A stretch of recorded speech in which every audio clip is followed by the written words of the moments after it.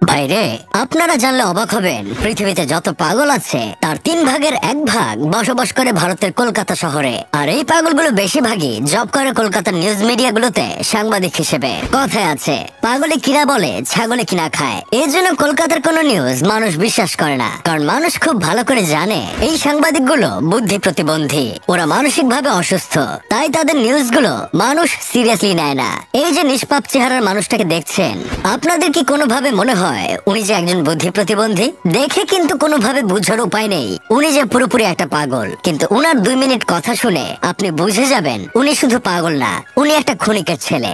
বাংলাদেশের মানুষ উনাকে নিয়ে সমানে ট্রোল করে, যেটা দেখে আমার খুব খারাপ লাগে। হতে পারে আল্লাহ উনাকে ব্রেন বাদে দুনিয়ায় পাঠিয়েছেন, তাই বলে আপনারা এমন করবেন?